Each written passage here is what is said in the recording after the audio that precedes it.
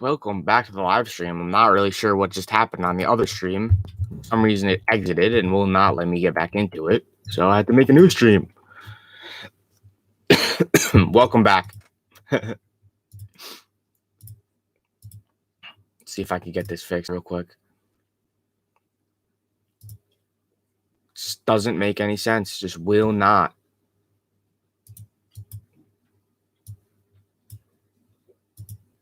Will not let me rejoin that live stream for some reason.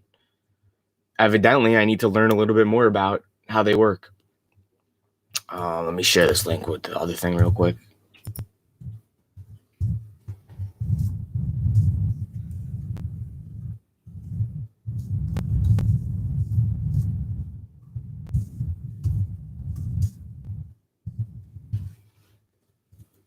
In 1 second here, and we'll continue the mail day.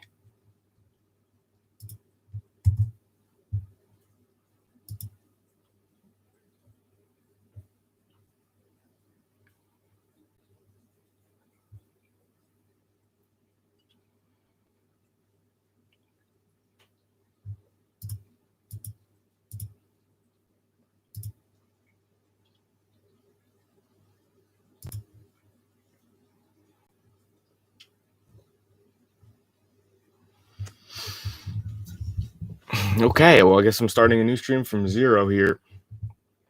All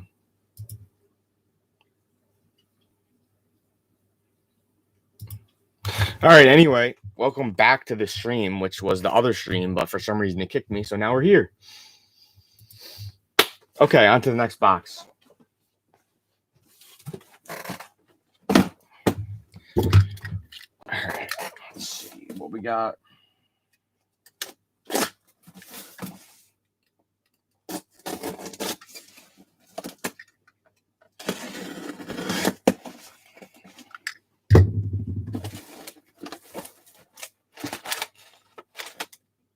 Oh, this is what I was waiting for.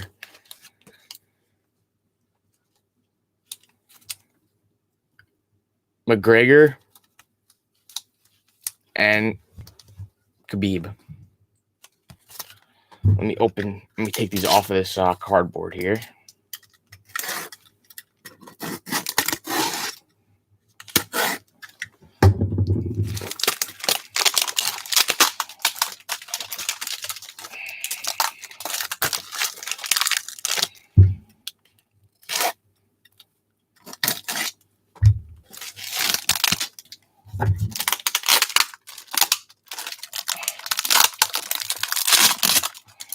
Sorry for that noise. All right, so let me show you. Oh, okay. The team bag is taped. Got to be careful with this one. Just gonna boom. All right, so this is what we got here. Oh, there's a couple different things. Okay, all right. I'll start with these. So, are these thick boys? Oh, yeah, they are thick boys. All right.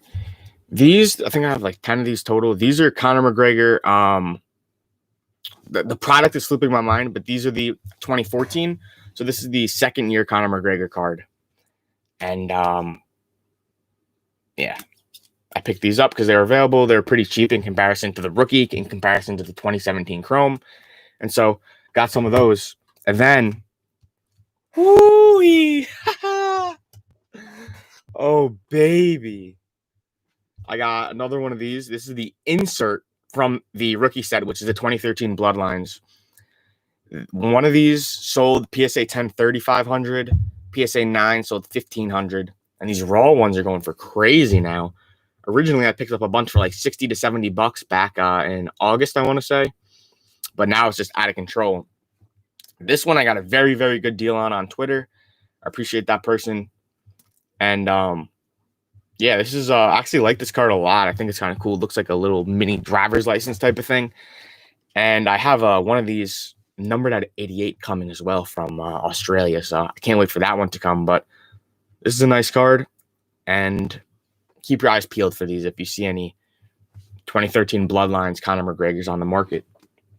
So that's nice. Ooh, I'm keeping it with the heat. All right, we got Johnny Bones Jones rookie card. This is from the 2009 Topps Round 2 product, which I have a bunch of sealed boxes of. Picked up that over the summer as well. And this one will be getting graded. This is just a base one, so nothing special, but still worth a little bit, especially if it comes back good.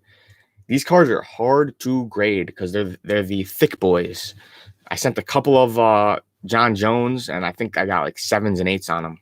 So this one looks very, very good condition, though. Probably not a 10, but if we could get a 9 on this one, I'd be pretty happy with that. Actually, there's a little bit of a corner ding, so maybe this one will be an 8 as well. But still not bad nonetheless. Got a couple more stacks of these. So you got more of these Conor McGregor 2014 Year 2 cards. I think this is a knockout product. I could be wrong, but I think it's a knockout product. And if you're wondering about Conor McGregor in general and cards, 2013 Bloodlines is his rookie cards, right? There's 3 different cards. You got the regular base, the auto, and then you have the insert, which I just showed you. Then I would recommend from there 2017 Topps Chrome, because that's the first year Topps Chrome for UFC and McGregor. Those ones are going for a bit of money, but there is a much higher supply of those ones than the 2013. And then the third thing I would recommend would be these ones, because these are the second year 2014 product. So if you want to invest in McGregor, that's the order that I would prioritize those different cards in. Welcome to the stream. Thanks for joining. If you have any questions or comments, go ahead and ask them in that live chat. Let me just post this link on Discord real quick. Since the old one is no G.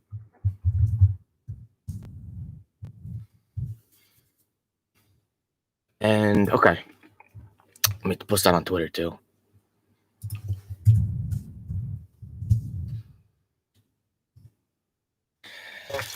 All right, on to the next.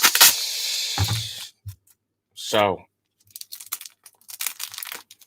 I bought all these cards on Twitter. These are all from one person, but a lot of people ask, where do you get sealed boxes, cards, stuff like that? Social media is huge. This is why it's very important to build your brand and build relationships on social media. Specifically, if you're talking about cards, Twitter has been huge. Even TikTok. I'm literally buying stuff from people off of TikTok. And a little bit on Instagram as well. So these are all second year Khabibs, I believe. Oh, this is that same product that you saw, the Max Holloway one. This is that Topps Finest Khabib. I think there's a couple of them here. Yeah, two Topps Finest. And then we got that same one as the McGregor. Excuse me, the Bloodlines. These are going for like over 100 of Khabibs. And all this stuff I'm sending out to get graded, of course. Even if it's in, like questionable condition, the stuff is so short printed, so rare that it's worth it. And then here, I guess these are the rest of those 2014 McGregors.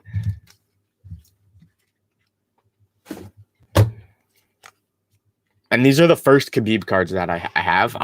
I like Khabib because obviously he's great. The kind of issue with it is I factor in other things besides just fighting ability. It's about brand. It's about personality. It's about scalability, right? And like Khabib is he's not much of a talker, not much personality. A lot of the foreign fighters, I think that, of course, UFC is an international sport, but America is the biggest market. And I think sometimes with some of these fighters, language barrier might hold their brand back a little bit because it makes it seem like they have less of a personality to fans that don't speak their language. So those are kind of things about Khabib that I think hurt the value of his cards a little bit. But at the end of the day, he's one of the greatest of all times, just based on his record. And, you can't dispute that. How often do UFC fighters fight? So generally, I would say the average fighter fights 1 to 3 times a year. 2 times a year is, you see a lot of people do it. 3 times a year is like you had a good year. I've seen people do 4 to 5 times a year. You can do that if you have very quick finishes. Like if you come in and you knock a guy out first round, you can fight again because you haven't taken any damage. But people that are going like full 3 rounds, full 5 rounds, or getting knocked down and stuff, they're not going to fight as much. So I heard McGregor said that he wants to, this was kind of ridiculous to me, but I heard him say that he wants to fight 7 fights in the next 14 months, which just seems absurd. But if he takes minimal damage, you never really know. You never know how that's going to go. One guy has his McGregor BGS auto auction ending tonight on after the fight. Guy timed it perfect. Yeah, definitely. Definitely timed it perfect. Hopefully he'll probably sell it off of the surge after that beautiful knockout we're going to get later tonight.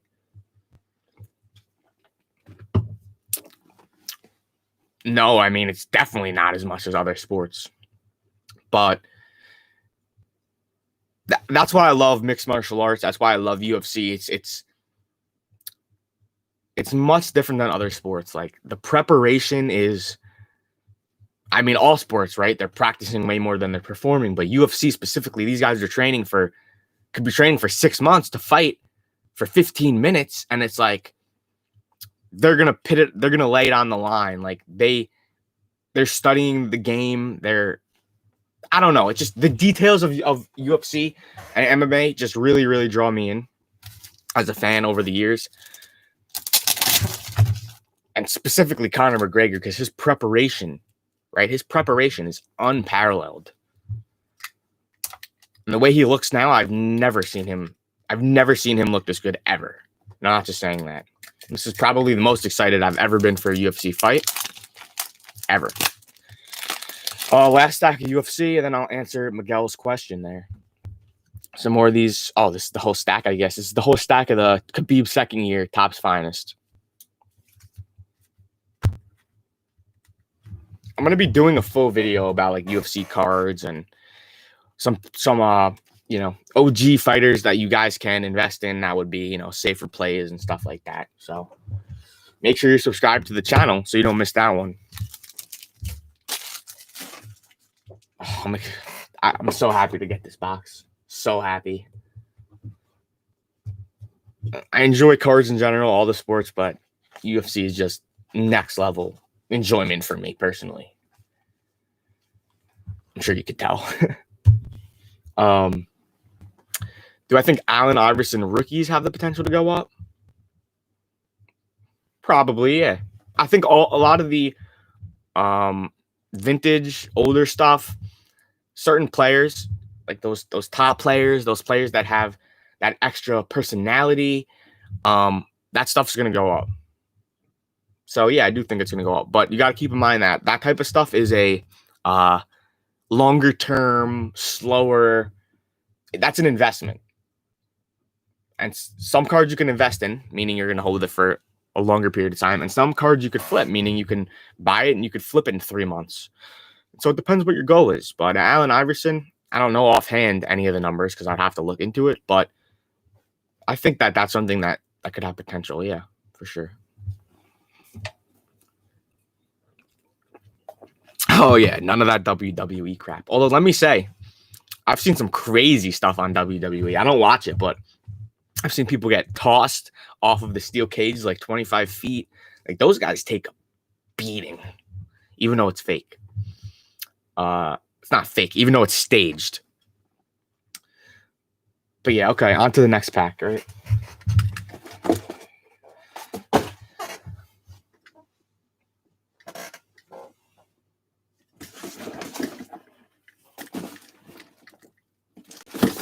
All right, cool. This is some more cards.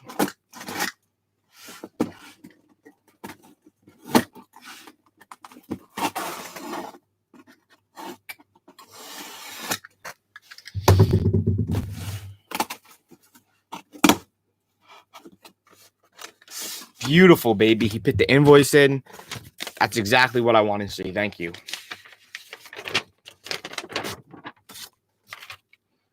Right. So let's see what we got in this one. 2 Prism Megas.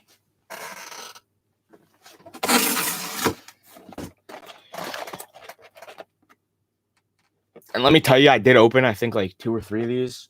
Because I'm like, oh, you know, maybe I'll get a Burrow, maybe I'll get a Herbert auto, and I don't even know whose auto I got. I've never heard of the guy, honestly. But got some more NBA Hoops Mega. I know this is just getting repetitive because it's like Prism and Hoops, but that's what I'm getting in, man. That's what I'm getting in. Got some hangers. Blaster, another hanger.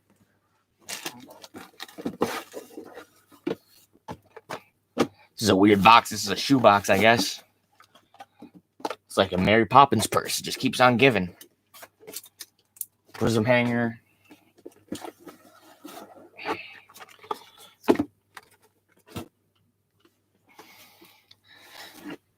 Another blaster. Jesus Christ.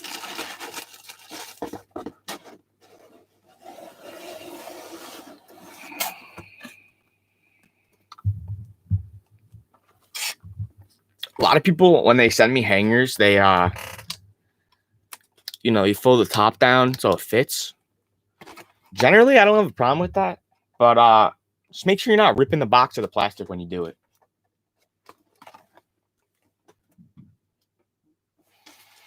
What else we got? All right, that's it. So this is let me double check, make sure everything's here. But this is a $1,100 order. So even though it doesn't look like much in each box, it really does add up. And this is part of like why I do what I do. It's because a lot of the stores and businesses I sell to, like, they don't want to have to buy $1,000 here, $1,000 here, like one of those and 2 of those. Like, they're like, yo, I need 60 blasters. They don't have the time to spend to try to get 5 at a time. So that's where a lot of the value comes in, is that I'm actually going through these smaller orders and then selling larger quantity lots to businesses. So we got 3 Prism hangers. Yes, we do. We got 2 Mega boxes. Yes, we do. 6 blasters. We do. 2 Hoops Megas. We do. And 3 Hoops hangers. 1. How many? 1, 2, 3. We do. Okay, beautiful. Perfectly executed sale. That's exactly how it should be. Everything should be there. The invoice should be there. Makes my life easy and helps you get paid quicker.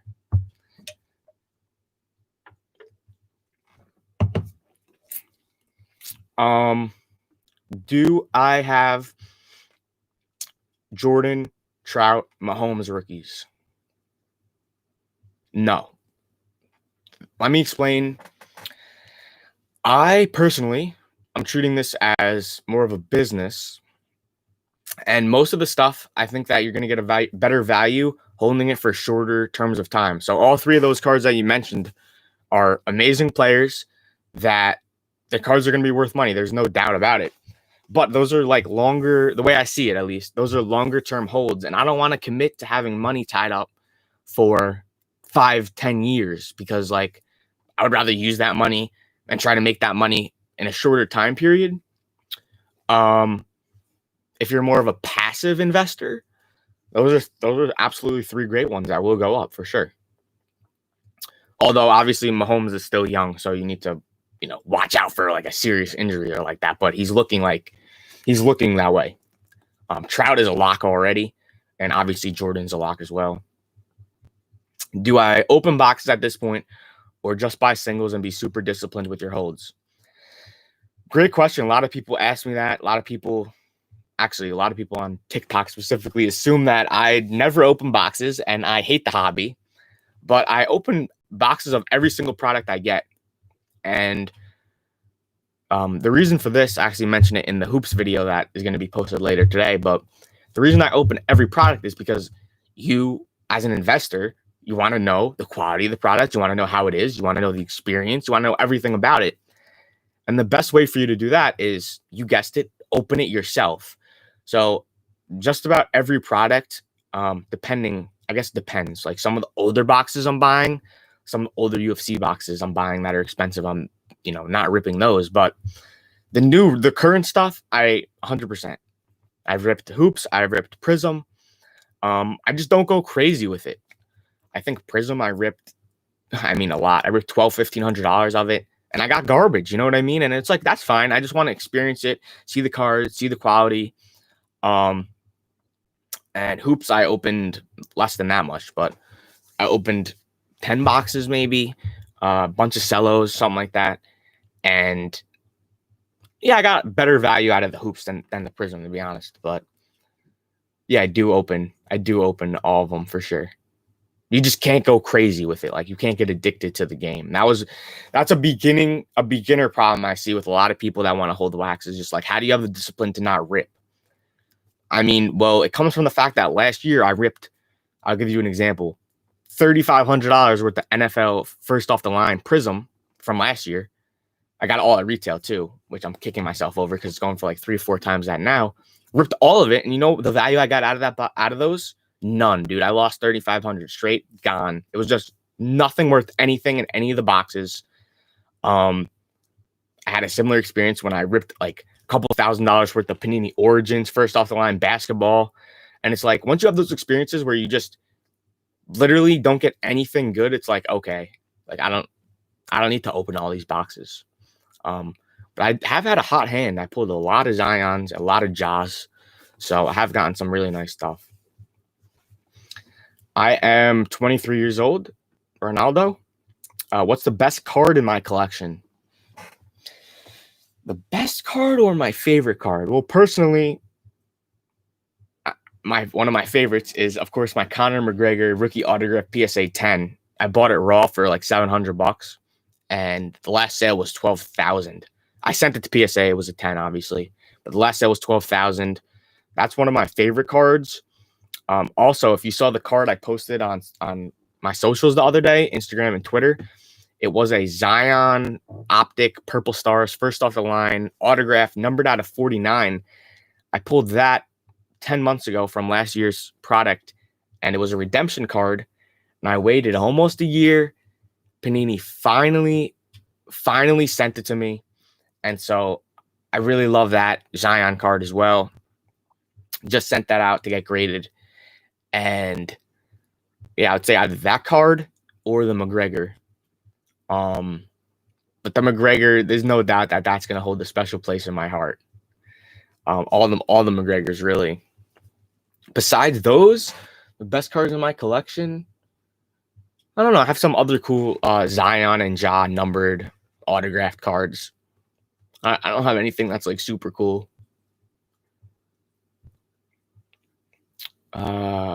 What's good, Justin? Welcome to the live stream. Glad you can make it, brother. EM, that Zion was a beauty. You're one of the lucky ones getting a redemption back. Yeah, they actually shipped me 2 redemptions in the same week. I had 4 of them. They shipped me the Kyrie Irving, which I cracked up because I'm like, okay, he's not even playing. I see that he's playing now, but they shipped me a Kyrie Irving one, numbered out of 11, Crown Royale, first off the line. They shipped me that Zion, and now I have a Zion numbered out of 11 that I'm waiting on, and I have a Tyler Hero out of 49 that I'm waiting on. So hopefully they ship those 2 out soon also. It looks like they're just doing signings across the board here. I got about $1,500 of NBA Mosaic at retail from Walmart when it first released, opened 4 hangers and hit a Genesis John Morant. And still opened the rest. Biggest mistake ever. Oh yeah, I remember you telling me about that. Yeah, dude, that's I made the same mistake before, because it's like, it goes either way. At first, you're like, oh, I didn't hit a good card. There's got to be a good card in the next box. And then at the same time, if you hit a good card, you're like, oh my God, what if there's another good card? But really, you got to just, before you even start, you got to be like, this is the amount of boxes I'm opening. These are the boxes, and that's it. No exceptions. That's it. And quit while you're ahead, dude. Like, you hit a freaking massive card. Like, quit while you're ahead. There's no point to keep opening them. But I can guarantee you, Ethan, you're never going to do that again. And I'm the same way. You live and you learn. Hopefully, some people just listen to us and they don't have to experience wasting a bunch of money opening boxes. But that's just how the game goes, guys. I've seen the McGregor jump. Yeah, it's not just the McGregor, right? I've seen a lot of people that are like Gary V and sports card investor and this and this and this. Listen, I called this before anyone. I called this over the summer. Told you people I was buying it on Twitter, Instagram, whatever. And it's not just the McGregor. It's cards across the board. It's sealed wax. It's going berserk. And let me tell you, it's in the infancy still because the supply is so low. And UFC is still so new, in my opinion. It still has so much room to grow that UFC is a home run. I still believe it. I think it's one of the best longer term. It's not going to be like 10 years, but one of the best longer term investments that you can make, especially if you want to invest in UFC wax. Like I have a bunch of UFC wax, and it's just, I think it's great. It's all gone up already. I mean, I'm not even gonna lie. I bought a case last week of 2018 museum collection. It's called. That's the product that has the Israel Adesanya rookie in it, who is a very, very top fighter. I have to pin him like a number 2 behind McGregor in terms of just popularity and skills. I bought a case of that for like $3,100, and they're going for $6,000 now, and that was like a week ago. So the prices are going crazy, but it's all because the supply is so small. So don't be afraid to pay more than it sold for last week to get it today. That's just how it is.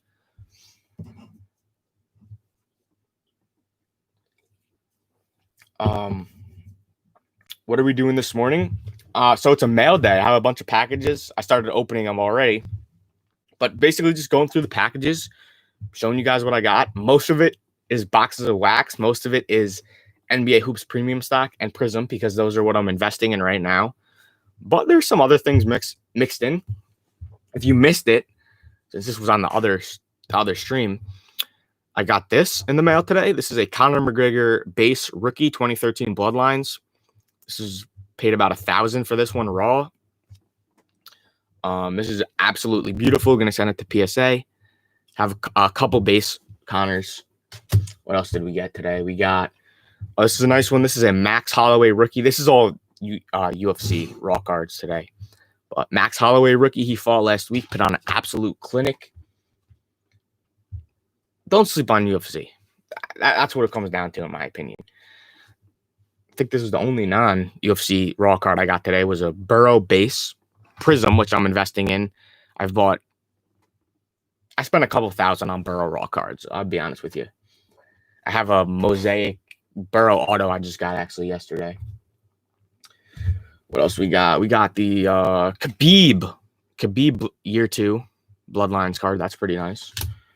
John Jones. A couple other cards as well. But what else we got in the comments here? Do me a favor, give this stream a thumbs up if you could, please. I really do appreciate it. It helps the channel a lot. So easy to fall in the trap of, well, my jaw already paid for all the other boxes.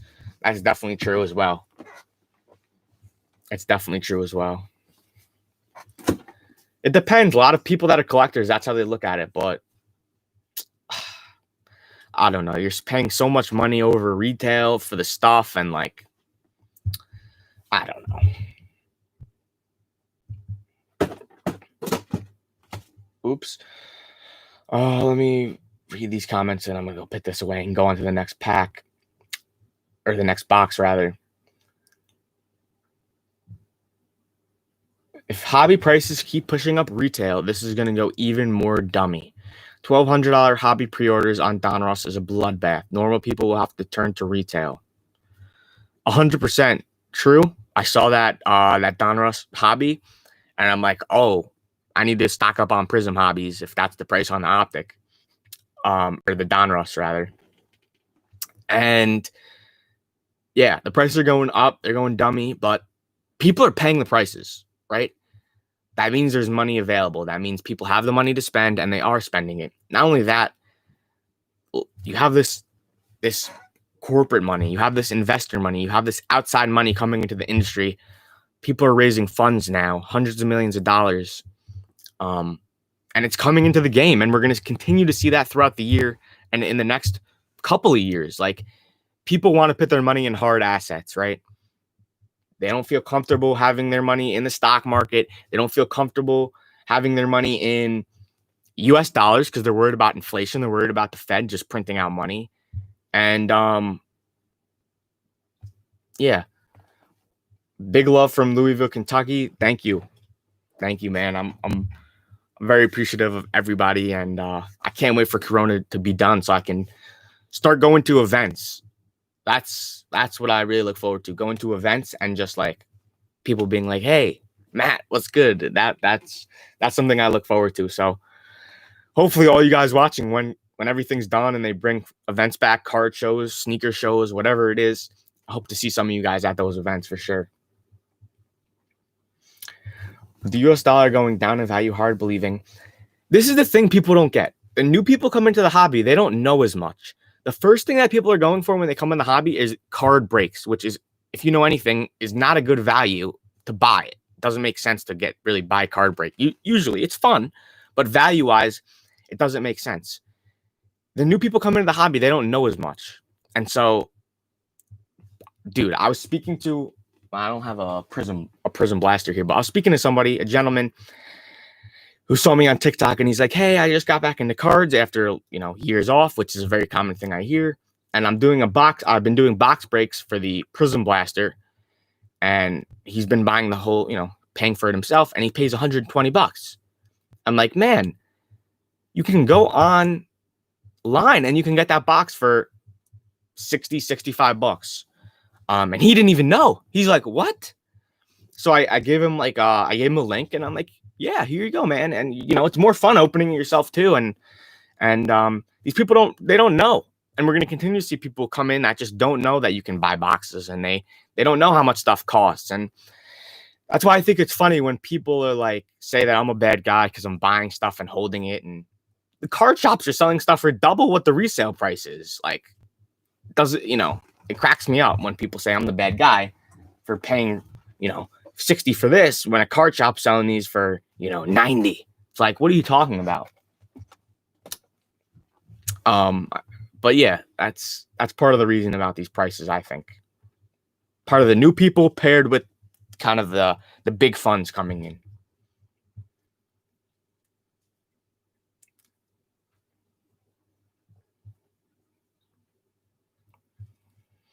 Is Donruss actually selling? I have no idea. Listen, is it selling? I'm sure people are buying it. If the breakers have demand for it, they're gonna buy it. And let me tell you, the people that use breakers, they want every product. So I'm sure there is demand despite it being a high price. If you think the prices are high now, we should wait. We should wait a couple months and reevaluate, because it's only gonna go up. That's part of I don't know. I think that's part of the reason that they're adding, why there's so many like different product lines in general now. Like, there's just so many product lines. It's crazy. Is some of that lower end stuff. Like, if people want some lower end football, you could go open Illusions or something. You know what I mean? And it's more affordable, even though it's not a great product to open.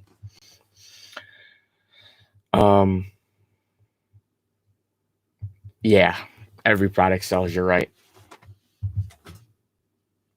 All right, let me put these away and we can move on to the next one.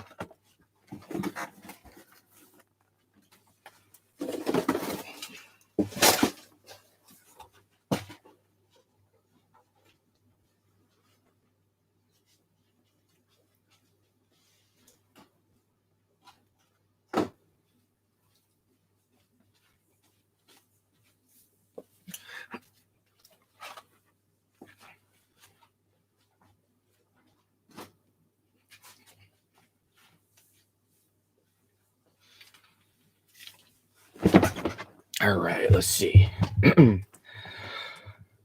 Supply and demand. That's how everything is. No one considers they have to be very careful with overprinting due to history. A lot of people keep saying junk wax era part 2, part 2, part 2, part 2, part 2, part 2. It's not the same thing, man. It's not the same time. They're not doing the same thing they were doing. Literally in the 90s during the junk wax era, stuff wasn't reselling. Boxes weren't reselling. That's the whole point. Literally, they were just on the shelves like everywhere. I spoke to somebody and he's like, you'd go in every gas station and convenience store in the US and you could buy a pack of cards and they're just sitting on the shelf. And so like people that compare now to then, it's like, don't you see that it's different? Don't you see that they're spreading the production across different products now? Don't you see that they're making it so it's not sitting on the shelf? Like Panini doesn't want their stuff to sit on the shelf. Anyone that thinks Panini actually wants people to buy boxes for 20, I don't think that's real. I think that's fake.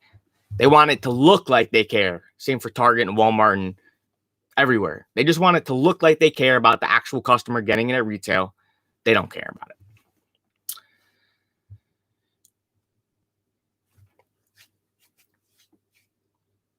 What do we got in the comments here?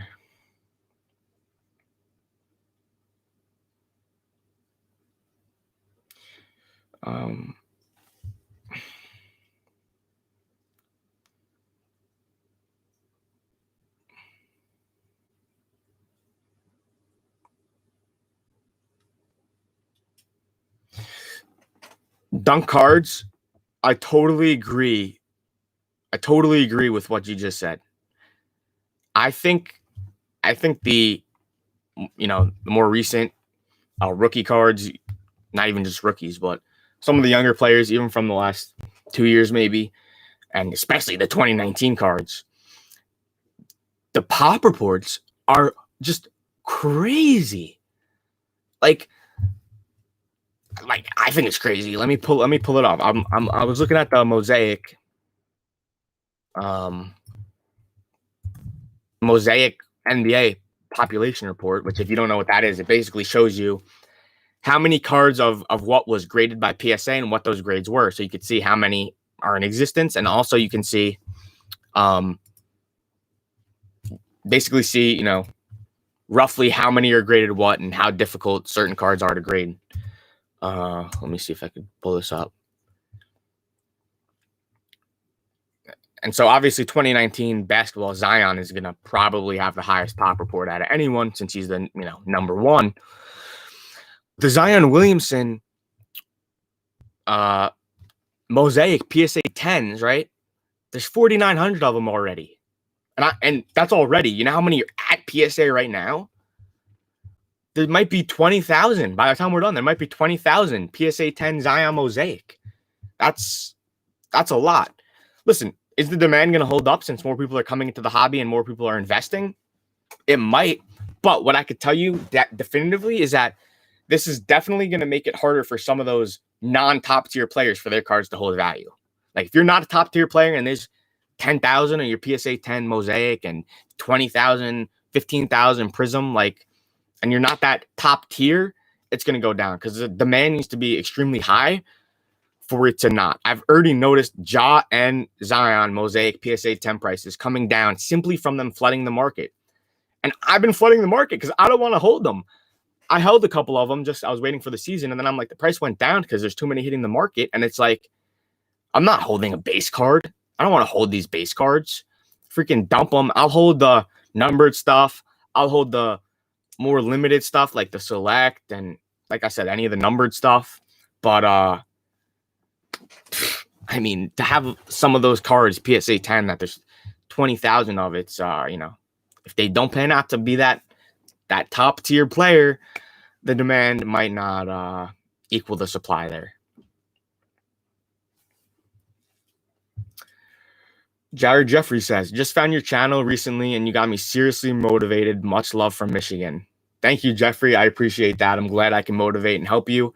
And I hope Michigan's nice. Pop reports get higher while the sealed wax becomes more rare. Yes, sir. That's why I love the sealed wax. Because, like you just said, baby, as those pop reports go higher, the sealed wax lower, lower, lower.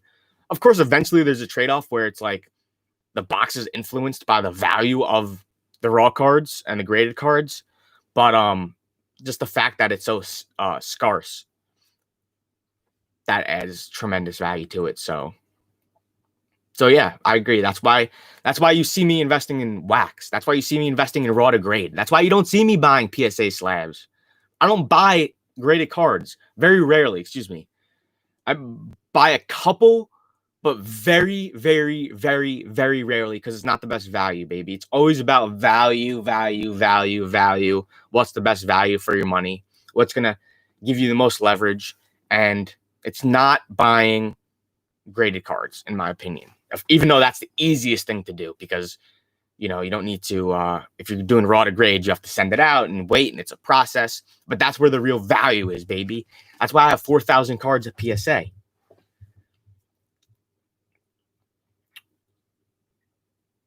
Matt, you still holding Mosaic Megas? NBA I'm holding, yes. I have the NBA Mosaic hangers and Megas I'm still holding. The price stalled a little bit the last couple of weeks on some of the sealed stuff. I noticed, at least on my end, from wholesale. So I'm kind of interested to see what happens over the next 2 weeks. If stuff keeps stalling, I'm probably just going to sell and reinvest the money at that point. I was trying to hold out, trying to get that 100 for the hanger and 300 for the mega. A little bit shy of it. So I'll hold it for a couple more weeks and then probably let that Mosaic go and reinvest it. And I know there's people that always like buy wax and they hold it for a long time, but the best value is in the beginning of the hold when it goes up the most. That's what you have to really consider about it.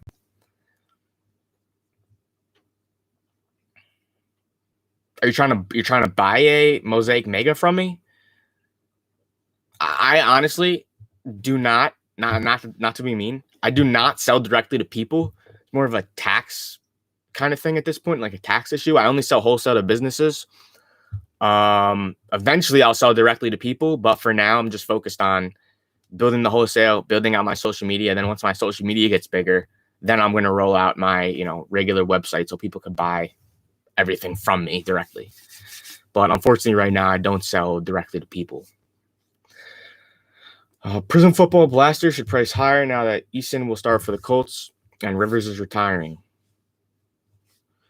I mean, I don't know how much influence something like that is going to have, at least now in the short term, because like the boxes of the prices are they're going up anyway. So I think that's more of an influence on his individual cards versus the whole box. But I mean, that definitely helps the product a little bit. Mosaic will always have a Genesis chance. Yes, sir. 2003 NBA Topps Chrome box is 200K box one day. Yes. That's you're talking about the LeBron rookie one.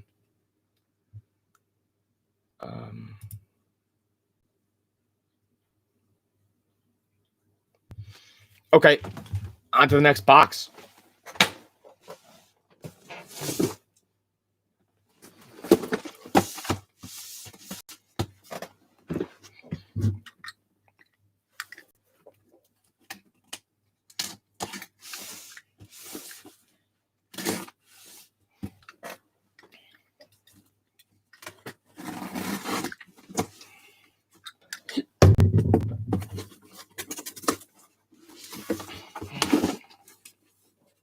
There we go, baby.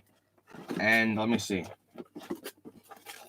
So there's no invoice in here, but luckily I knew that people wouldn't do it, and I printed out what is supposed to be coming in. So I have the invoice right here. Actually, the person that sold this to me is named Muhammad Ali. So that was a very interesting thing. So here's the invoice. We got 9 of them. 1, 2, 3, 4, 5, 6, 7, 8, 9. Yes, we do. All right.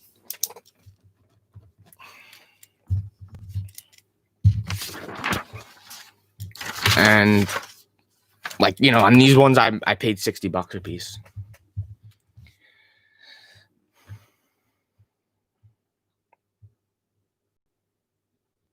All right, cool. Put these ones to the side.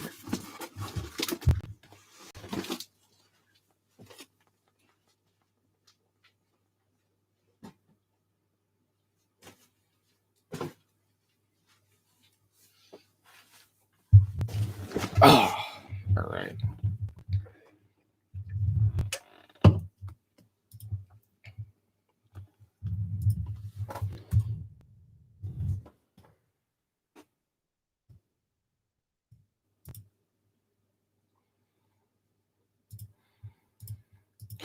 Also, I saw during the UFC fight tonight, which I hope everyone watches. That it's kind of weird. Eminem is releasing a music video during the UFC fight tonight. That was kind of interesting. I thought that was cool.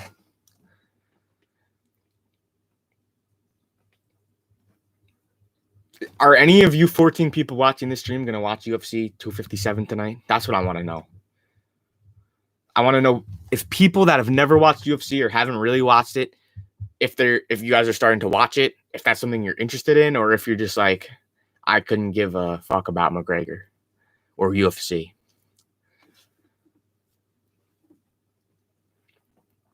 Because I know a lot of people, they don't watch the fights. They just watch the highlights. 2 people say they're going to watch it. 1 says no.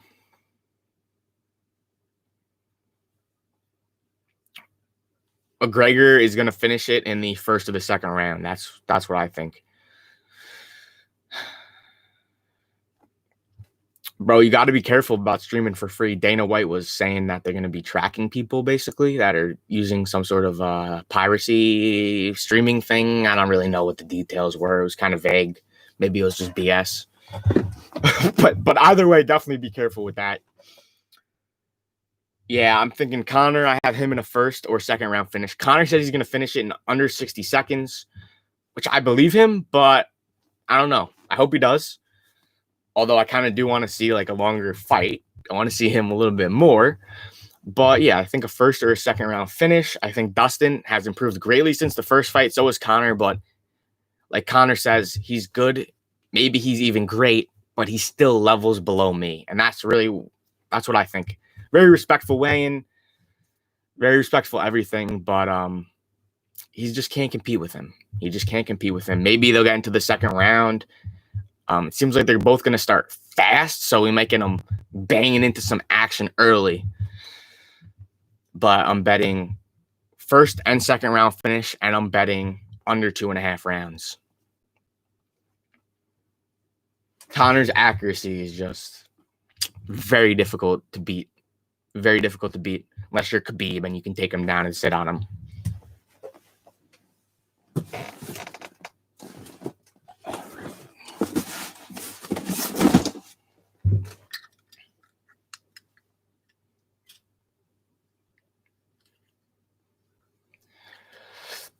Oh, you're talking about people that are actually streaming it themselves.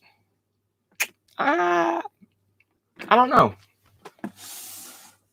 I mean, either way, though, even if it's the people that are streaming it themselves, and then in the future, there's going to be less and less and less streams. I mean, it's good, dude. I've always... Jesus.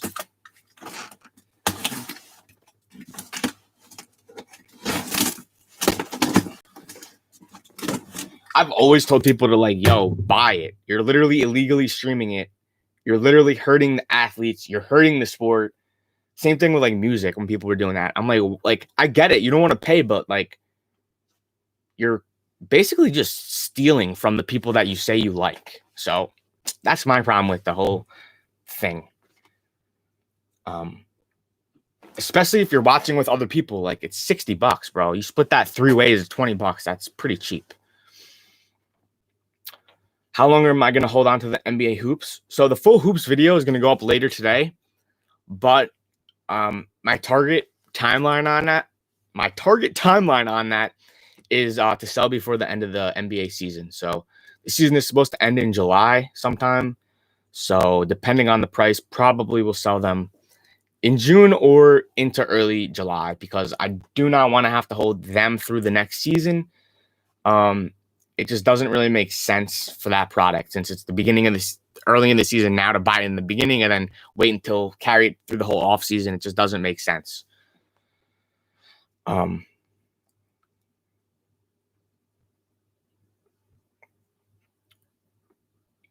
Yeah. The thing about UFC too that bothers me a little bit is that like, I mean, yeah, they get paid a lot of money still, some of them, but like they're severely underpaid in my opinion, especially in comparison to like boxing. Like Dustin tonight is making 1 million and McGregor is making 5 million. That's, I mean, it's a lot of money, but that's very, very, very little. This is going to be the biggest pay-per-view in UFC history, and Dustin is only going to make 1 million. They're going to get a little bit more than that because they also get a cut of the gate. It's a small crowd, so they're not really getting much off of that. But they get a cut of the pay-per-view and some of the other things, so it'll be a little bit more than that.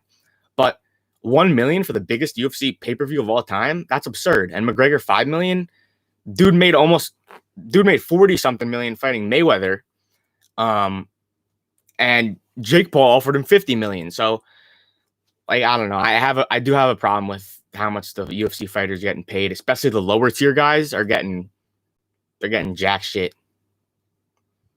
So yeah, musicians and streaming that stuff, maybe it's a little bit different, but for UFC, I give them the money, let them pay the people. That's how I view it. And as far as the illegal streaming, definitely the liability falls on the people who upload it. But unless I'm wrong, I believe you just watching it is a federal crime because that's piracy, even though you're not hosting it. So I still do believe that's a federal crime. But I do not know. Either way, I just recommend doing the right thing. I get when everyone's a kid, you want to save money and you're in college and but do the right thing. When you do something one day, you're going to want to get paid, All right, so this is another hoops box. Dude, there's a lot of hoops coming in, which is good because I was low on hoops. I'm like, I think I might have to recruit some more hoops, but we got a lot. They do pay a lot in taxes. I mean, everyone pays a lot in taxes if you make a lot of money. Although it's very complex with them performing in international places, and then they have to pay some of that money to the place that they performed it at, and then they have to pay some of that money to the country that they're from, and it's like, it's a whole thing. I'm not really sure how it works in Abu Dhabi with the taxes, since that's where they're fighting at tonight, but yeah, taxes are crazy, but that's part of the game, baby. It's part of the game. So what do we got here? We got I don't think I have an invoice for this one. Oh man, really? No invoice in this one? Tisk.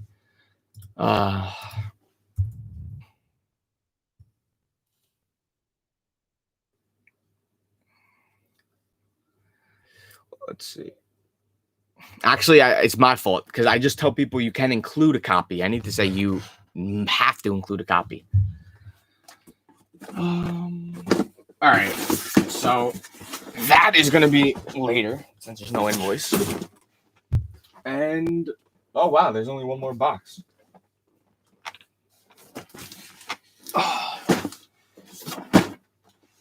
This is the last box.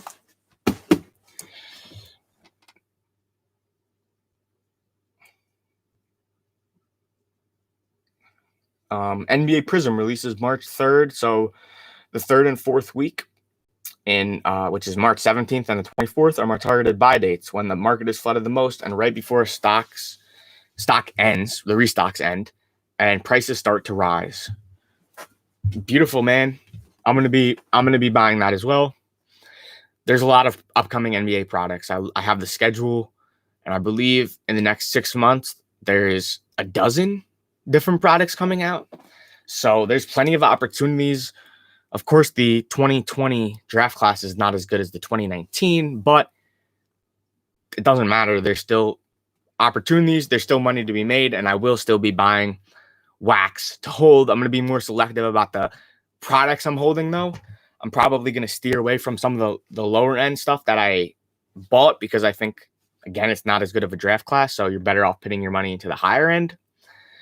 By the way, 17 people are watching the stream. That's awesome. Thank you very much for tuning in. If you could, thumb up the stream, that'd be great. Thank you. And also, subscribe to the channel if you're not, because I have a lot of sports card videos, a lot of business videos, reselling videos, etc., and a lot more on the way. The wild card that gets me excited about sealed investments is the card breaking, which is just scratching the surface. That's true. Like I said earlier, card breaking is huge. A lot of people that are new to the hobby are participating in them. personally, I don't think it's a great value, but I know it's fun and I know it's convenient because people, you want to rip it, but you don't want to have to wait for that box to come to you. And people are doing that. Not only that, I will tell you this, guys. I get a lot of messages now from people that are starting sports card businesses, meaning they want to be a breaker, they want to open a card shop. And so those people contact me and they're like, "Hey, can you sell me wholesale?" And I've just seen like I've gotten a lot of messages. I was kind of surprised actually about how many people were starting things. And I'm like, you know what? This is going to continue to grow. More people are going to continue to start these card businesses as well, not just join the hobby as a collector, but coming on the business end. And yeah, there's no doubt that card breaking really, really, really helps the value of the sealed investments because they're opening so many boxes. And especially like real expensive stuff, they're buying all of it. They're opening it. People are ripping it. And yeah, I don't think people are counting for the amount of money that's continuously coming into the hobby in so many different ways. 100%. Like I said earlier, they're raising investment funds now. They're raising hedge funds to invest in cards. And that's something that I'm trying to do in the next couple of months after I have the results from some of these investments I'm doing right now. And I can show them to investors and be like, all right, here's some of the investments we made. Here are the returns. We need to raise money. A lot of people say bad things about getting investment money and getting loans and this and that. And it's like, they're just hating on the fact that they don't have enough cash to do this for themselves. The more cash you have, the more cash you can make. That's just how it works. So like, if you know anyone that's interested in investing, you should definitely pursue that with them. You should definitely take the time to speak to them, explain to them what you're doing and the market. And like I said, the more money you have, the more money you make. That's just how it goes. Rob's Card Shop. Yo, what's up, Rob's Card Shop? Welcome to the live stream. What you got? A MOB logo right there. Nice. Cody, welcome to the live stream. Glad you caught it, brother. Please never move out of the basement, even when you get a house. Get one with a basement and stage it. That's my plan. When I get a house, I'm gonna get a house with a basement, and I'm gonna make like a whole studio. This is just, this isn't what I want it to be. You think I want to be wearing a Miller Lite shirt and with a crappy lighting and stuff all over the place? No, but this is real. This is what it is. So this is where I'm broadcasting from. But I definitely would like to build a basement studio that's like an actual studio for recording and all of that. The collar on this shirt is garbage. It was a free shirt, so if it's free, it's for me.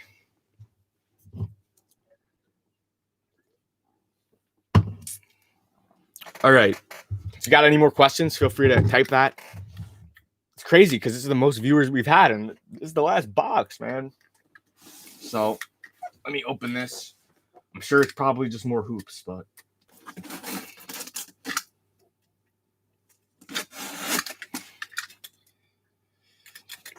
by the way, this is common sense. If you're opening with a razor blade, boxes of cards, like a box with boxes of cards in it, don't stick it in all the way, man. That's exactly how you cut all the boxes. So you stick it in a little bit on the top here, and you just do it a little bit. You don't want to cut your boxes. Okay, well, this is thick tape, so.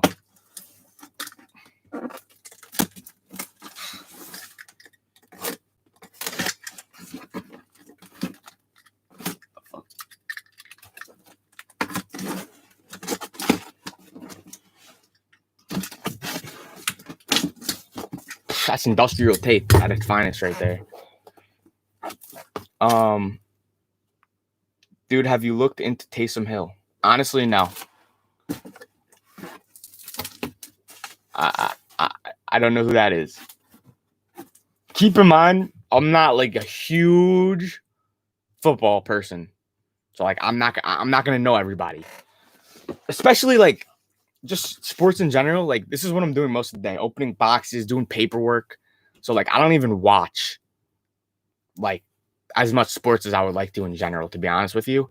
But I do frequently look at stats, see how people that I'm following are doing and stuff like that. We need to how to ship properly video soon.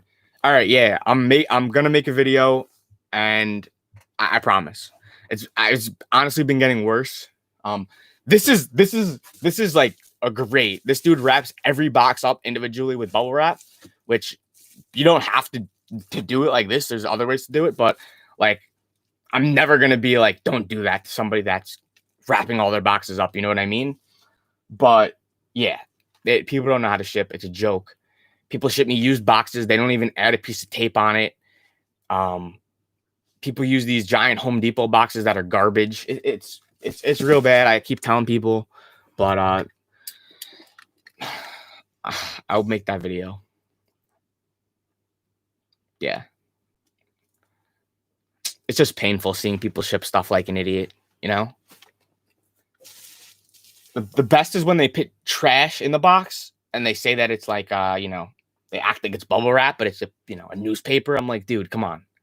I don't want your crumpled up newspapers or like old pieces of paper that you don't need, or people crumple up shopping bags. I got tissues and napkins once. I'm like, what the fuck's happening? Is this a trash can? All right, I don't really want to open all these right now, but this is all NBA hoops. I think it's all megas actually. Let me see if I have a slip for this one.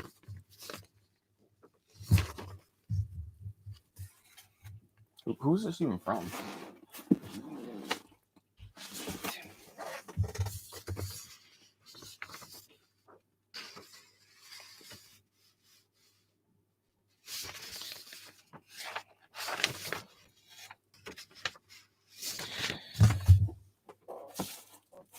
I don't know who this is from. I open them upside down so you can't see the address info. And so the slips would always be on the bottom. Here we go. This is, what is this? 9 mega boxes, 9 hangers, 17 cellos, and 5 blasters. This is a $2,000 box. Every box I open is like $1,000, $2,000. So it adds up. It adds up for sure. Okay. You have to start somewhere. Well, I wasn't always in the basement here. I had my own house, and then COVID hit, and my lease was up, and it's like, I'm not gonna go get a house right now in a different state, and I don't know where I want to be, and come back home to my parents' house, save money on rent, save money on utilities, save money on food, everything basically. And so yeah, I'd rather just do that at this point. But my goal is to buy some real estate towards the end of this year, beginning of next year. I'm unsure if I want to buy a house or if I want to just buy a rental property, because I really do think that my money would be spent better if I buy a rental property before I get where I want to live. A lot of people, they go buy that house for themselves, and there's no problem with that. Like, obviously you want to feel comfortable and not have to worry about that, but I feel like from a financial standpoint, the wealthy people, that's what they seem to say to do, is to, before you get a residence for yourself, have a rental. And that makes sense to me. So I don't know. We'll have to see what happens. Okay. What's your goal profit out of NBA hoops? So the NBA hoops full video, like I said, is going to be going out later today. I say it in there, but I'll tell you right now, ideally, we're going to hold it right from now until right before the end of the season, maybe June, in the middle, towards the end of June, or even in July, since that's when the season is supposed to end. And by that point, I think we're going to be able to 1.5 to 2 times our money. So I feel comfortable saying 1.5 at a minimum, up to 2 times. Who knows what'll happen? Maybe it'll go to more, but I feel comfortable saying that number.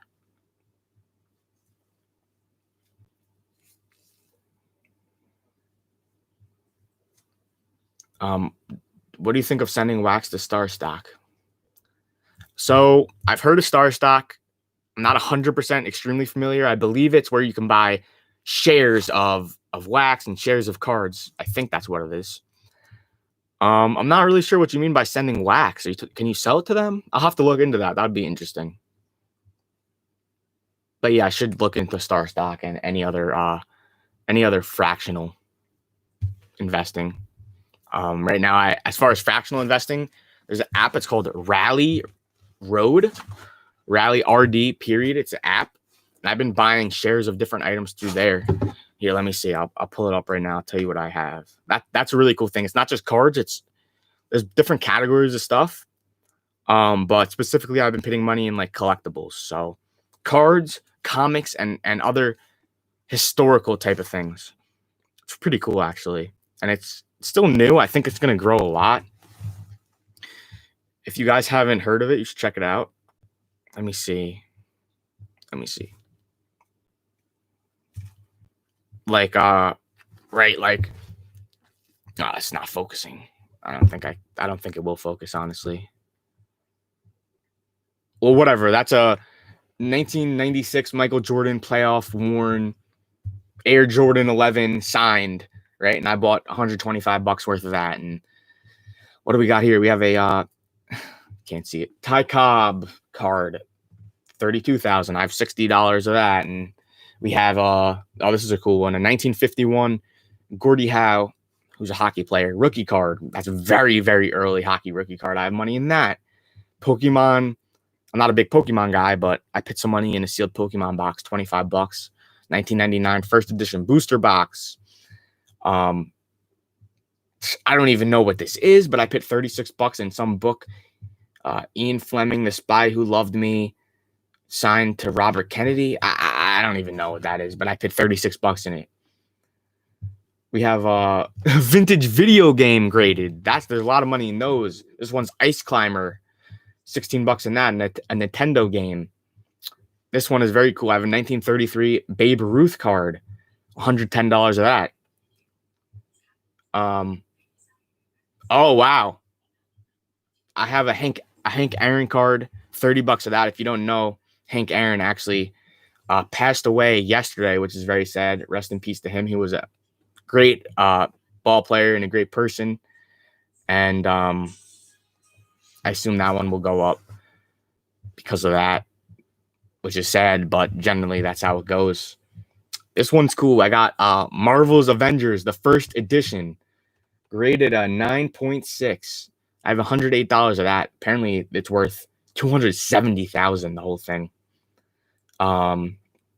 2003 Upper Deck Exquisite Collection Kobe Bryant card. BGS 8.5. It's a patch and it's autographed. I paid $40 for that, and the current value of it is $52. This LeBron one has gone up a lot. The 2003 Upper Deck Exquisite Collection LeBron James BGS 8. I paid $170, and my shares are currently worth $333. So that's basically doubled since I invested in it. I have another comic book, Marvel Daredevil, the first edition from 1964, graded a 9.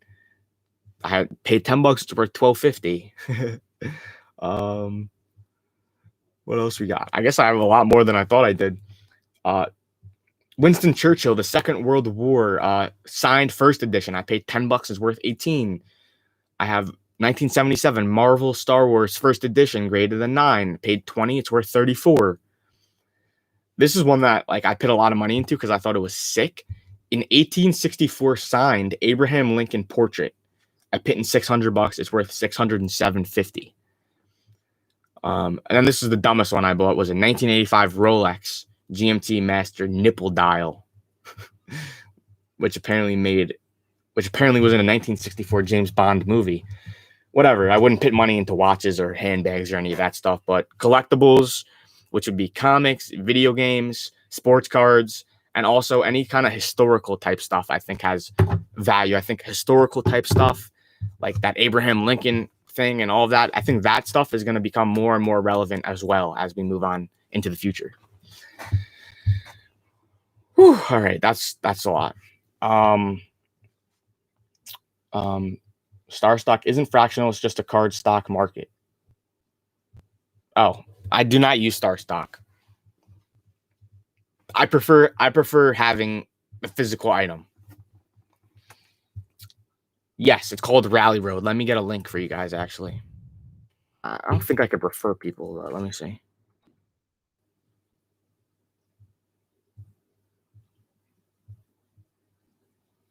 Nah, I can't. I actually reached out to them to try to see if they would kind of give me some sort of invite code that I can invite people and get some free money, but they did not answer me yet. Speaking of that, does anyone know NBA Top Shot? It's basically that new thing where it's a digital sports card. I'm wondering if any of you guys are in it, if you have any money in it, if you know about it, what are your thoughts about it? They reached out to me to work with them, but I'm kind of a little bit skeptical about the whole digital card thing. All right, here's the link for Rally Road, which is the app where you could buy shares, basically, of the different things that I just talked about. And okay, Tom Brady rookie card PSA 10 was 1,700 this time last year. Now it's 12.5. Listen, once people realize that stuff's undervalued, they're gonna just pump the money in. But that doesn't mean that it makes it overvalued. It just is a market correction, and it means that everything is going to be priced at what it should be priced at. But yeah, some of the growth is just crazy. What do you do for card shares? Well, the cards I just read off my phone, that's through that app I just posted in the chat. But as far as the other thing, Gerald was talking about Star Stock, which I believe is a website. I'm not going to talk about it because I'm not really familiar with them specifically.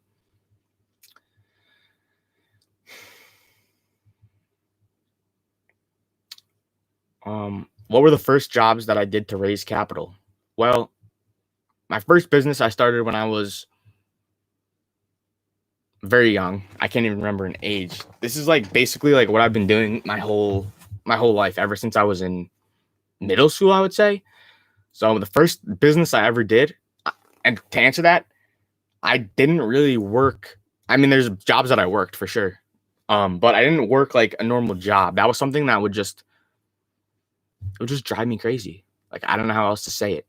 Like, I would go into a place and they would tell you what to do. And I'm like, dude, they're doing stuff wrong. This can be improved and that can be improved. And when you're just an employee at it, you can't share your opinion. And well, a lot of places you can share your opinion, but they don't really care.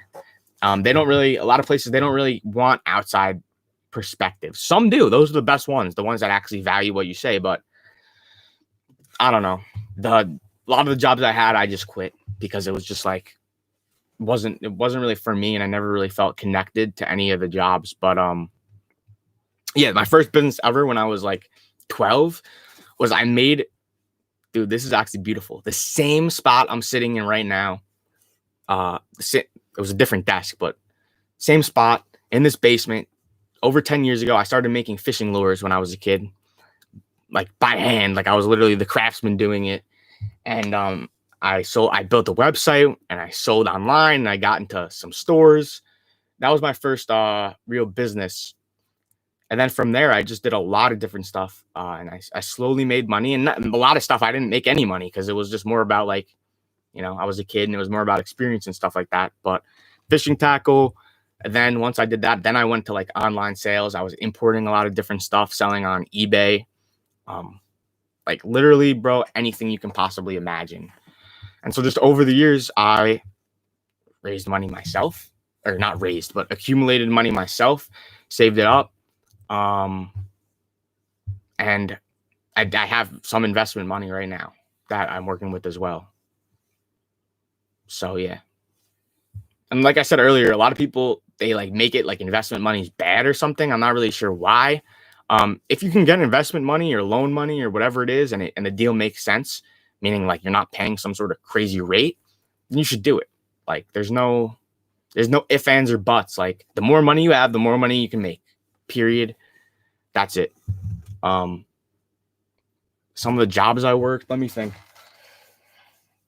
I worked at a place, an office that ran, a lot of my early jobs were like marketing kind of stuff, because that's what I did when I was a kid. Actually, one of the first marketing things I did was Google AdWords which is basically if you go on Google or YouTube and you see like the ads, I placed those ads maybe about like 6 years ago. I taught myself how to do it. I got some freelance clients. I did it for my dad's business. I scaled it up big. I generated over $1 million in sales for him through Google ads, which was crazy at the time. Like, honestly, I'm not really even sure how that happened, but I did it. And yeah, that was it. I would say it was just a lot of small moments that I just made money and saved it over a period of time. And yeah.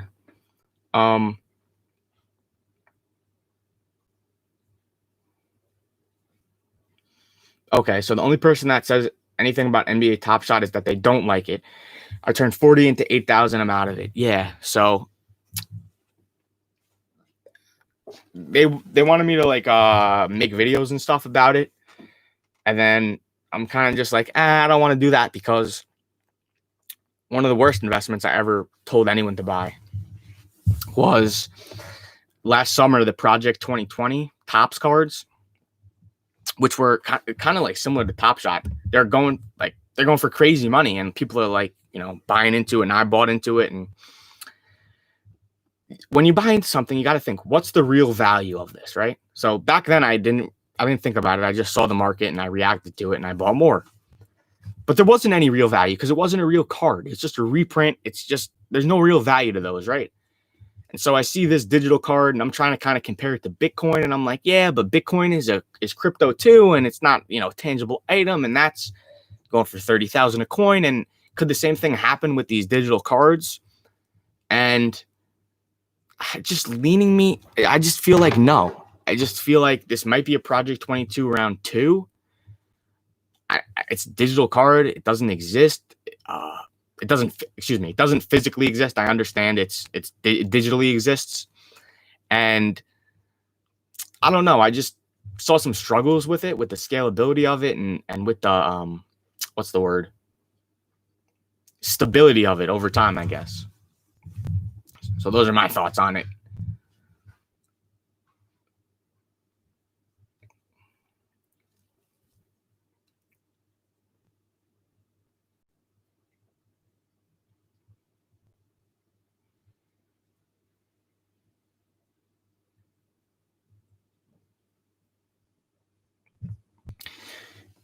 Do it, man. If you like a player, invest in them.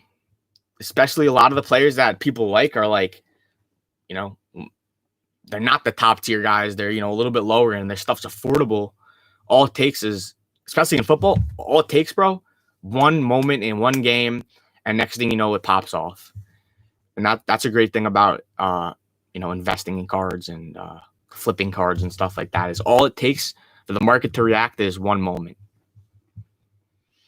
Yeah, I've never been a fan of other people holding stuff that I own. I mean, I do it with Rally because I'm buying shares of the stuff. But I don't know. I was never a fan with gold. Like, there's gold. Instead of having physical gold and silver, you could buy like these funds and stuff where they have it. I don't know.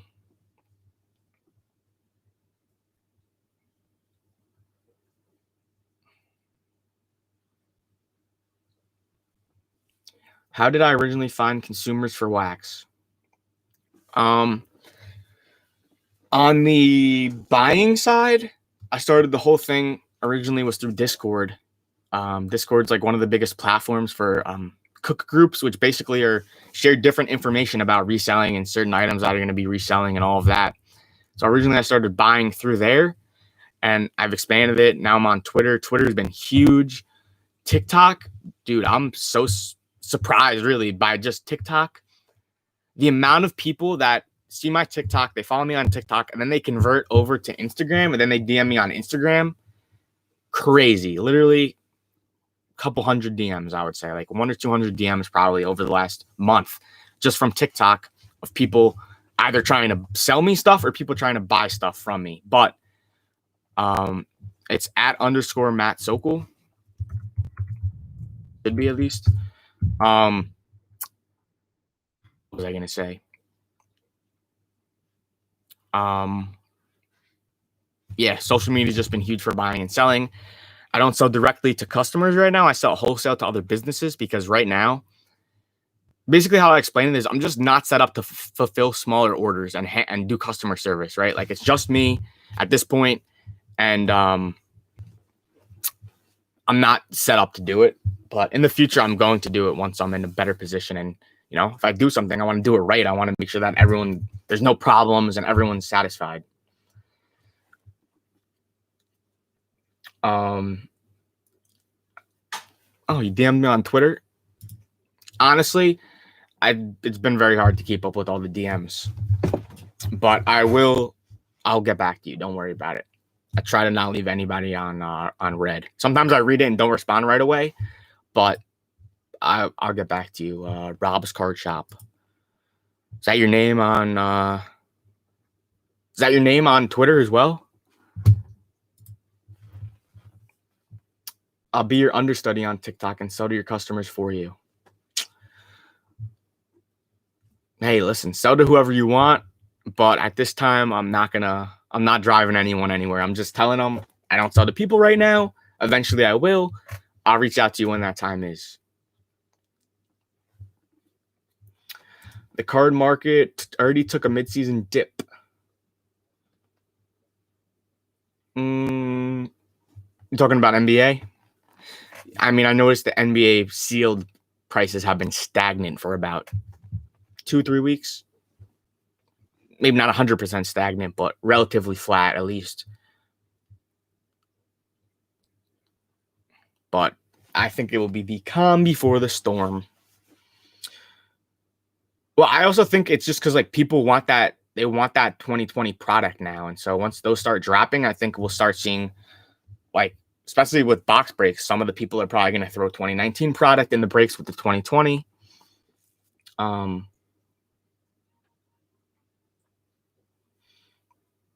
mean, I think it's normal. I'm not concerned or anything. If you see sealed wax prices start going down, then maybe you would need to be a little bit concerned, but I don't think that will be happening anytime soon.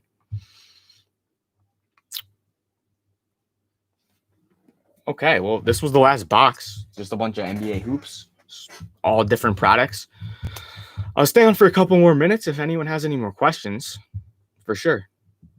Feel free to ask that in the live chat. And while you're here, make sure to subscribe to the channel and thumbs up the stream if you could. It helps the channel and it helps me out, and I really appreciate it.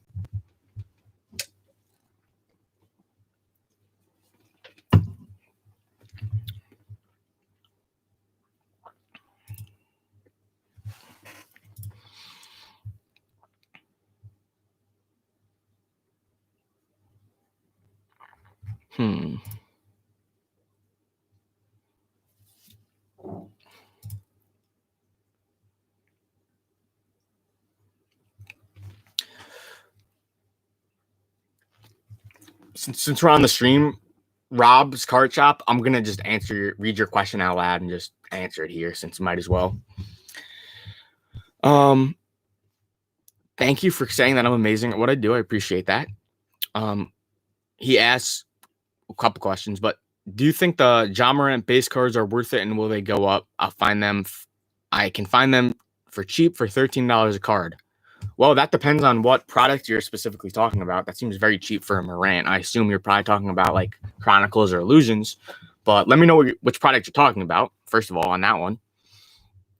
Secondly, the second question is, how do you trust people when you buy raw cards that you want to get graded? How do you trust them? Meaning, like, how do you know that that they already didn't look at it and go, oh, this doesn't meet my standard, and then they sell it? So listen, realistically, you're always going to find people that are selling stuff that didn't meet their standard, right? But a way to mitigate that is, let's start with eBay, right? So you look at what the seller is selling, like some of the other items and some of the other sold items. If you go to their account and they got no PSA, no BGS, no graded cards, and they're all raw, well, then they're a little bit more trustworthy, because like, this is what they do. They just open packs and they sell raw cards and they don't do grading. And so you know that you're going to have a better chance. If you see that they have a bunch of graded stuff and they're a huge shop and this and that, well, they probably looked through the card and it didn't meet their standard. That doesn't mean that they're right, and it doesn't mean that you can't make money on the card, but maybe they're wrong, and even if it's a 9, you can still make money on a lot of 9s. A lot of people forget that, and they're like, they don't understand. I just got a PSA sub back yesterday. In my opinion, I did horrible. I'm still going to make like $2,500 on the sub, even though I got some 8s and most of the stuff was 9s and barely any 10s. But that's the beauty of raw to grade. But in general, look for people that don't get stuff graded. And in addition to eBay, there's a lot of Twitter is great for cards, just in general, raw cards and also boxes. If you look around a bit, you'll find some pages that retweet. Actually, let me see if I could find one. Let me see if I could share a link of like one of these, an example of one of these pages. You can use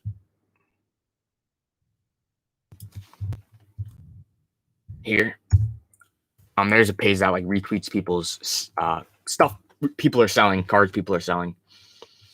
And then the third part of the question, what was the card you bought that the guy lost the card? That's a great question. At this point, I'm just going to tell you. The card that the guy lost the card, $34,000 card, he said he lost it and he canceled the sale, was a 1979 Topps Wayne Gretzky rookie card, PSA 9. There's only, I think of that one, there was 127 PSA 9s on the pop report, and there was only 3 on eBay. One sold for $30,000. I made an offer on this one. He accepted it for $34,000, and then before he shipped it, somebody made an offer on the last one. That one sold for $52,000. So it looks to me like he saw the $52,000. He said, "I'm not sending it to this guy for $34,000," and he made up a whole thing. And I don't know. It's very difficult for me to believe that someone could lose or misplace something that's worth more than most people in the country. Like that one card has a higher net worth than majority of people in the country. So can you lose a $10 card? Sure. Can you lose a $100 card? Sure. Can you lose a $200 card? Sure. But are you really going to lose and misplace a $30,000 card? I find that very, very unlikely. So that was my experience with that. Unfortunately, it didn't pan out, but this is something very common we see. Sellers flaking, seller and buyer's remorse, specifically on eBay. It's a big issue. And unfortunately, there's nothing that I can do, and there's nothing that anyone can do to prevent people from pulling this kind of bullshit.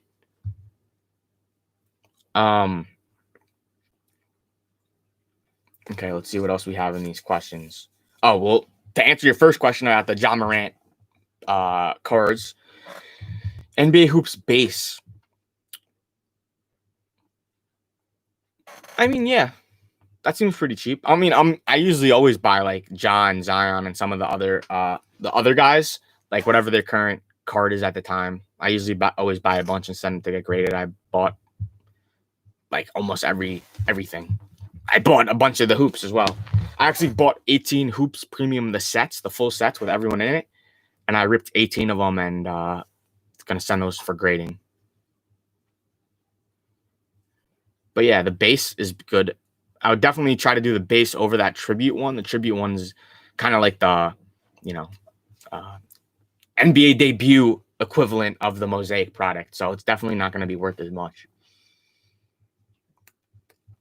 Everyone trying to buy LeBron, Kobe, and Jordan. So all the young players are flat and price going down. I think the 2019 players are going down because simply the supply is more than the demand.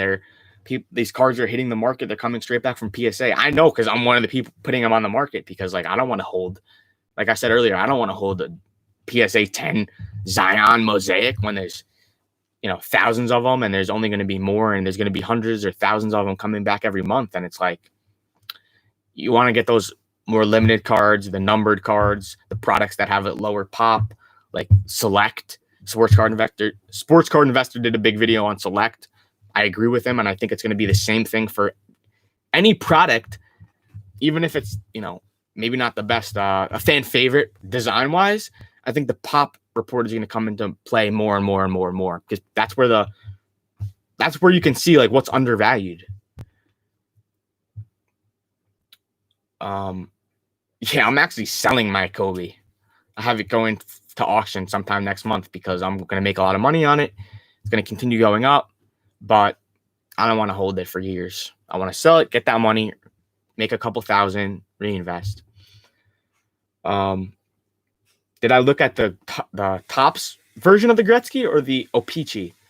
I looked at both. The O-Pee-Chee has a big premium on it over the Topps because, well, for one, the O-Pee-Chee is more limited, and two, O-Pee-Chee is basically the Canadian version of Topps. So it's like the same card, like looks the same for the most part, except for the fact that one is Topps and one is O-Pee-Chee. And O-Pee-Chee is distributed in Canada. Topps is just distributed in the US.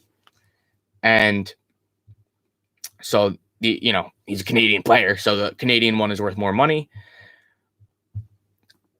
I have something coming. It's not quite the card that I was supposed to get, but it's, close to it. So I'm not going to say that until I have it because no deal is done until you have it in hand. I'm learning. But maybe when that comes in, I'll show you guys what I got as a consolation for the other one.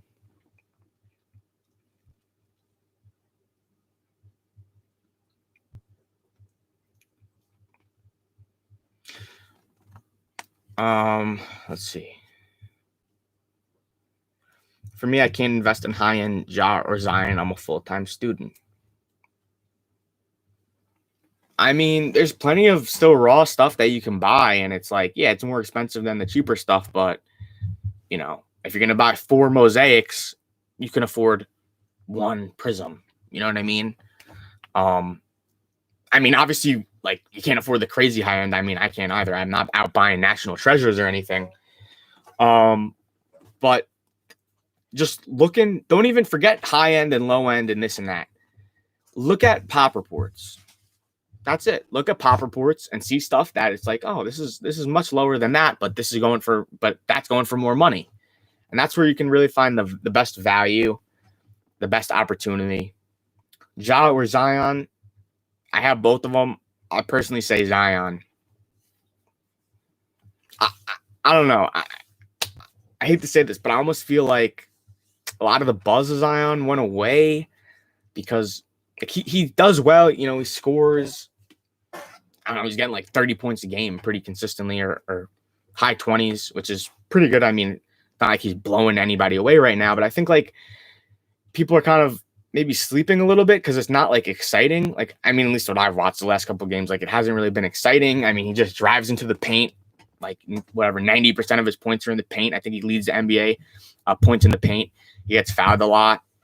So it's not the most exciting right now, but like you got to understand too, he didn't play a full season. Like I forgot exactly how many games he played. I think 40 something. Like that's barely half of a season.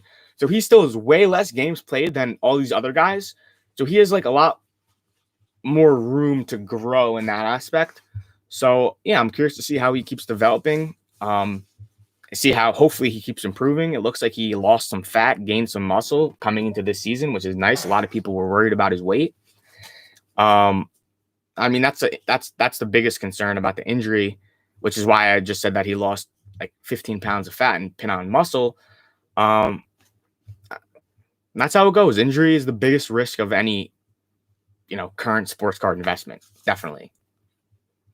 I think injury is definitely the biggest risk. I mean, like, he got hurt last year. He's out for like basically the whole season. I had stuff I was holding, and I'm holding it. I'm not going to sell it. So he looks healthier to me. I guess we'll have to see. I like Ja a lot too. We'll have to see. We'll have to see how they do. Yeah, I mean, he's a big dude. That's why he's dominating the paint. That's why he's scoring so many points in the paint. He doesn't even take other shots, like, at all. I don't think I've seen him take more than a handful of other shots besides just driving in the paint for like a layup. But that's what I want to see him improve. Like, I want to see him make some more of those shots and dive, and his defense too needs a little bit of work, but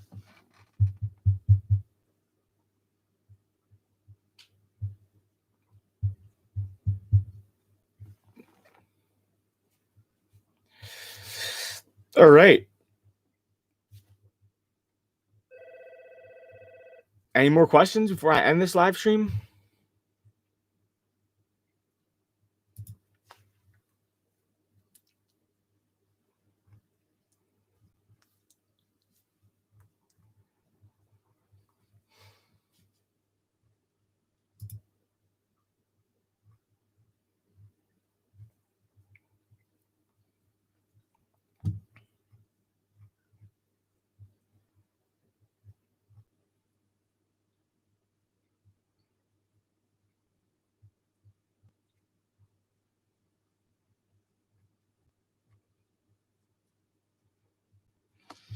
All right, cool. I appreciate you coming to join this live stream. Hopefully you got some information out of it. And if you enjoyed it, if you could give it a thumbs up and make sure to subscribe to the channel for more content, that would be great. There is a NBA Hoops video that's going up today, hopefully. And so make sure you have your eyes peeled for that. That's going to be a good opportunity. Got some of the NBA hoops right here I'm investing in. And that's it. I'm Matt Sokol. I'll catch you in the next one.